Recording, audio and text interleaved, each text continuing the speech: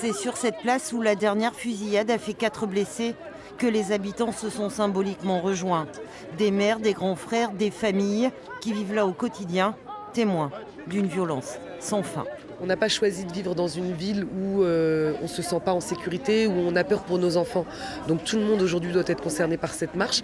Et on avait envie vraiment, c'est pas un cri de colère, c'est pas un cri de haine, c'est vraiment un grand cri d'espoir, de dire nous on y croit, on sait qu'on peut faire quelque chose, on croit en nos quartiers, on croit en nos jeunes, on croit en nos habitants. Je suis là pour pas que les futurs enfants ils prennent le mauvais exemple et tout.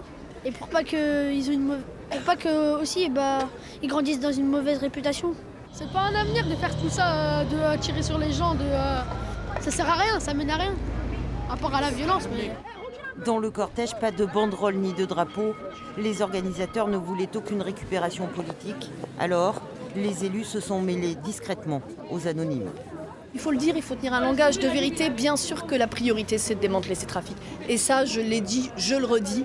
Et je n'ai pas attendu qu'il y ait un drame qui le dise. C'est pour ça que je suis un peu en colère aujourd'hui. C'est parce que c'est pas faute d'avoir tiré la sonnette d'alarme 2015, 2017, 2009 auprès de chacun des ministres de l'Intérieur. L'espoir, il est déjà sur le fait que chacun accepte de vivre ensemble, qu'on puisse effectivement lutter contre des cartels de drogue qui existent et qui sont quand même malheureusement assez importants sur les quartiers.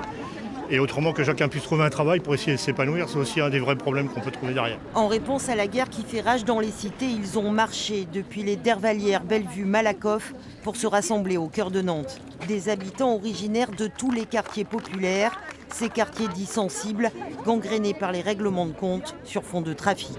Le fils d'Adoum a été tué par balle il y a quelques jours dans un bar à chicha du centre-ville. Leur soutien, ça nous aide énormément. Voilà. Et je vois bien que c'est pour mon fils qu'ils font ça, donc voilà.